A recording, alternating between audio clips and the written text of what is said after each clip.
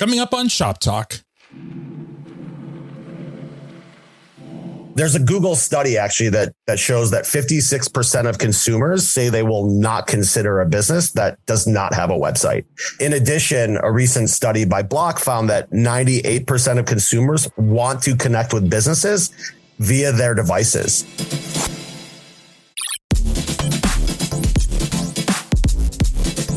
Hello, everyone. I'm Al Grego. And I'm Christina Angelikieva. And this is the July 2023 edition of Shop Talk with Moneris. Welcome to the Shop Talk podcast, Christina. Thank you, Al. It's great to be here. Christina, your team's been really busy. Yes, we have. There is a lot going on. And the reason I invited you on this month is that we recently announced a new partnership, and it's kind of a big deal. Yes, it is. We've teamed up with Wix, a global leader in website creation, to launch an all-in-one e-commerce solution, Moneris Online. That's exciting news. It is. And this is an opportunity for Canadian merchants to grow their online presence and sales and power up their e-commerce business in style. Amazing. Given the news, I think now is as good a time as any to talk about getting your business online, if you haven't already. Great idea. What do you have in mind? Well, did you know that Moneris had a blog? Of course I did. I know you did, but just in case our listeners didn't know, the Moneris Insights blog is a great place for anyone looking for tools and resources to start, run, and grow your business. I like reading those testimonials. I'm kind of partial to the podcast posts. Of course you are. I'm one-track mind here. Anyway, starting back in June, every Thursday on Moneris Insights, we've been running a 6-part series titled How to Sell Online.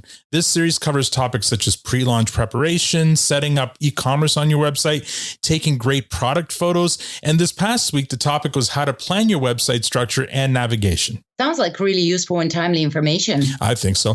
Check out the Insights blog on moneris.com/insights. So who do you have lined up for this month's podcast? Well, our featured interview is with Sean Barkulis from Wix. Perfect. He'll definitely have lots of great insights on the topic. Agreed. And then our consumer spending expert, Sean McCormick, returns to share some e-commerce consumer spending trends. Sean always brings the data. Indeed. So let's begin with my chat with Sean Barkulis.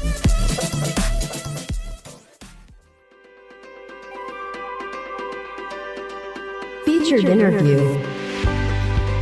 I'm joined today by Sean Barkulis. He's the VP of Global Strategic Partnerships at Wix. Sean, thank you so much for joining me today. Thanks, Al, for having me. Really appreciate it. Now, it's hard to imagine anybody wouldn't know what Wix does or is, but could you give us just a quick intro as to what your company does? So Wix is a leading web creation platform that really enables everyone from entrepreneurs to small, medium businesses and enterprises to create and manage their business online.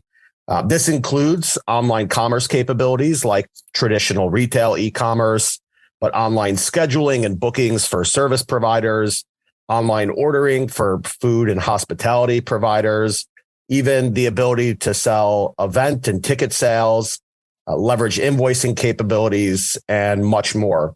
Whether it's digital marketing tools or secure payments to help grow your business, Wix is continually developing new tools and integrations to help businesses succeed. I mean, Wix is a worldwide platform. I remember when you guys first launched, I was even an early adopter of it. So you've been around for a while and you've come a long way. Recently, we just announced a partnership between Moneris and Wix. Can we talk a little bit about what that means for Wix? We're very excited about the partnership. You know, Wix's mission is to empower local businesses to get online fast with all the tools they need to succeed. And Moneris really is a leading payment provider for small, medium businesses in Canada. So together, we will be able to deliver integrated omni-channel commerce solutions to Canadian small businesses everywhere. The partnership is also a really great way for Moneris' what we would say traditional brick and mortar business customers to get online and benefit from a comprehensive platform to build, manage, and grow their business. So we're extremely excited about the partnership and what it will do for Canadian small businesses everywhere. It's great that you bring that up, getting online, because that's the theme of this month's podcast, how to get your business online. So, let's start with, why would you say it's important for small businesses to shift to online? It really comes down to consumer behavior, and the way they interact with local businesses has completely changed. In fact, COVID accelerated this change. Yeah. There's a Google study actually that shows that 56% of consumers say they will not consider a business that does not have a website. In addition, a recent study by Block found that 98% of consumers want to connect with businesses via their devices. So consumers are continually searching out local businesses, products, and services directly from their phone. And once they find the one, they don't want to call to book an appointment or go to the store to buy. They want to click a button, order, and pay. Yeah. That's why, for example, the Wix platform provides this easy integration with Google My Business to enable local search and make businesses easier to find, but also the online commerce tools that we've created to help these SMBs get online. I've heard of this mentioned before, but can you explain to me what does it mean to have a 360-degree online presence? So really having that 360-degree online presence means establishing a holistic online presence, from having a professional, well-designed website to full online commerce capabilities, an updated Google My Business profile, having secure payments, integrated marketing tools, the ability to sell on multiple channels, having a social media presence, leveraging a full suite of web analytics to make smarter business decisions. It's important to mention that the digital landscape is continuously evolving. So it's essential for businesses to leverage top-notch tools and platforms that will help their business stay relevant and competitive. With more and more businesses going online, it is becoming a very competitive space and harder to stand out. How can small businesses stand out, apart from, let's say, the big players? And we all know who those are.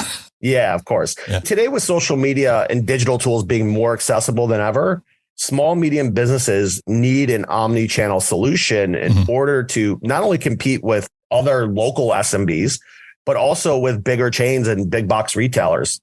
Having a strong online presence can make your business stand out. And this includes things like having a robust website, being present on different social channels, having an authentic and conscious brand, and keeping up with new evolving trends when it comes to search engine optimization or digital marketing. And it's also about leveraging competitive tools like native e-commerce capabilities. Would this also maybe open up some new channels to diversify new revenue? Yeah, exactly. I mean, the moment a business has the ability to transact online, it is easy to diversify. A good example could be a CrossFit studio, right? Their main business is selling membership plans or getting classes booked. But they can diversify by maybe selling branded merchandise right from their website, or maybe they want to organize and sell tickets to healthy eating workshops, for example. You could also look at a local barbershop, right? They want to start by getting appointments. They want to allow their customers to book those appointments online, but they build a following, and then maybe they want to start selling his or her own grooming products through their website, right? It's important to leverage a platform that has a diverse selection of online commerce tools that can be enabled within the same website. So once you have the right omni-channel platform, adding all these other extras becomes a lot easier. That's correct. And I mean, what better omni-channel platform than Wix? So if I'm a new business owner and I wanted to learn more about, what Wix can provide me, where would I go? At our website, Wix.com, we have an incredible database of information for businesses to get online and be successful. We have the Wix blog, where you can find tons of articles on the entire field of website essentials, business strategies, or marketing insights. Then we have our Wix Learn platform, where you can watch courses on different aspects of site creation and online business management, and even earn certifications. We also have our SEO hub, which is a prime destination for search engine optimization knowledge, featuring articles from dozens of industry experts. And then for Moneris customers interested in leveraging the Moneris Wix partnership, they can actually go to moneris.com/Moneris online and learn everything that Moneris is doing with Wix for its customers in Canada. That's amazing. Sean, I was really excited when I heard about the partnership with Wix, and I really appreciate you taking your time today. No, thanks, Al. Thanks so much. Really appreciate your time as well.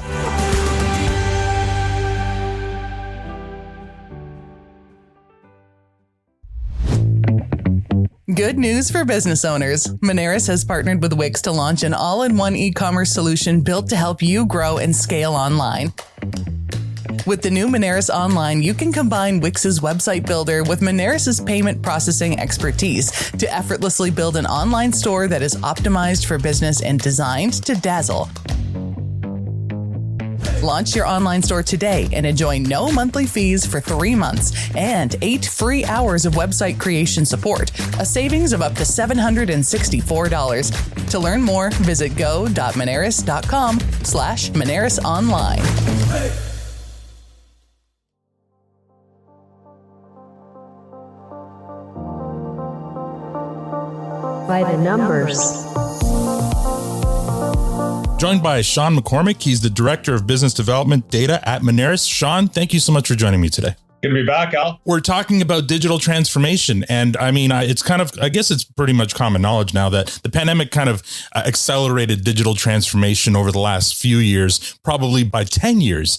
And you have some data here that'll support that.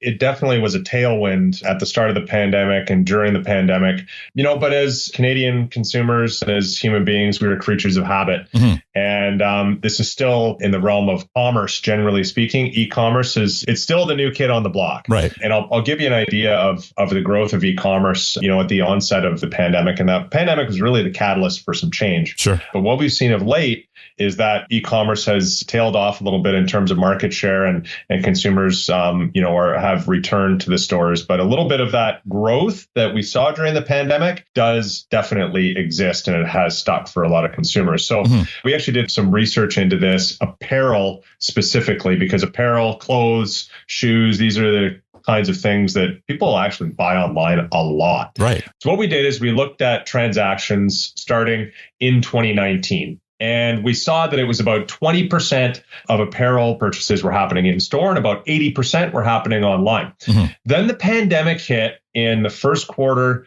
of 2020, and we saw a dramatic shift. Right. It went from 20% online to 30% online. And then into Q2 and Q3, we saw that spike to 50% of transactions were happening online. Now, remember, Al, a lot of that was happening because consumers had no other choice. Right. In a lot of parts of Canada, they couldn't go into the stores because they were all closed. So they had to make those purchases online. And we saw that number kind of fluctuated between 30 and 50% until about the third quarter of 2021, when in many parts of Canada, the stores were more broadly opening. Some fits and spurts there, but generally speaking, we were edging towards the end of the pandemic.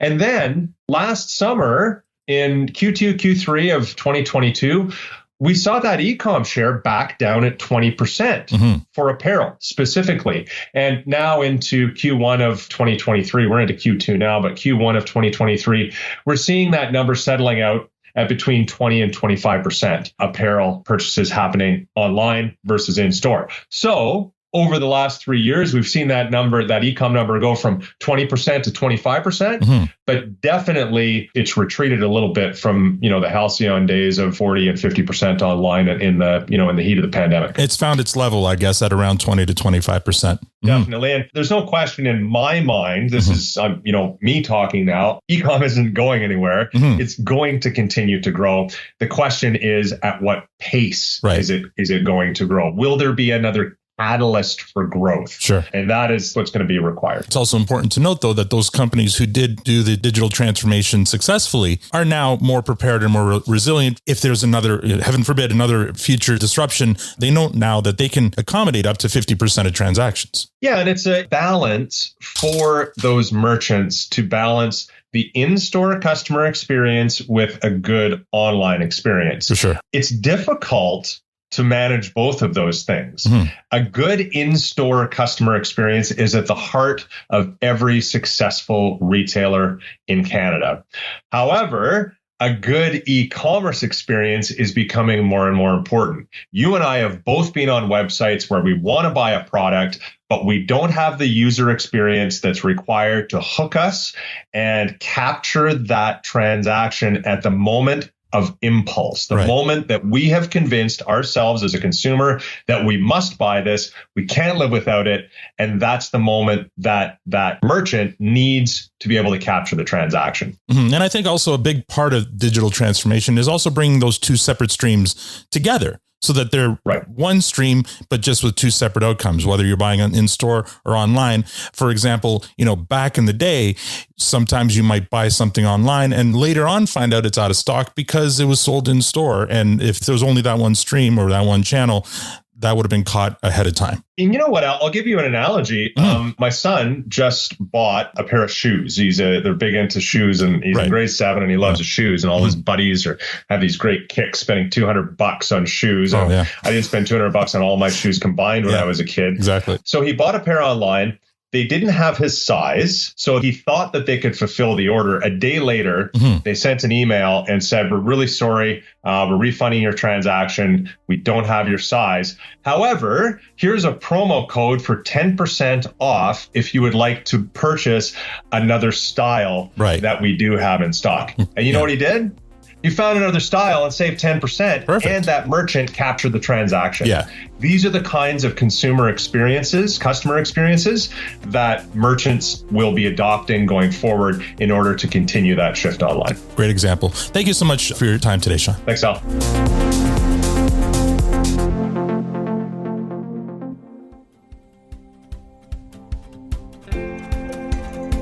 Save the date.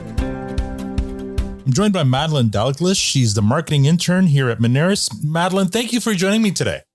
Thank you for having me. Madeline, you've been voluntold to share with us the July calendar of events. So what do you have for us for July?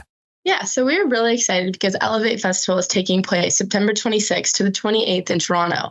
As a presenting partner of the Scale Up stage, which is a curated content track made for startups, Moneris is proud to announce a special discount code for startups and entrepreneurs looking to attend Elevate Festival. Until July 30th, startups can receive an exclusive code to get 50% off the price of a startup pass, making it possible to bring more team members to Elevate Fest 2023. It's a great event. I've been to it before. Lots of amazing things to see and do. Where can we learn more about it? Yeah, so you can visit our social media channels or visit elevatefestival.ca for more information. Perfect. Thank you so much. Do you have anything else in July? Nope, that's it. Well, it is summer, a typically slow time of year for events. So thank you so much, Madeline, for joining me today. Thank you for having me.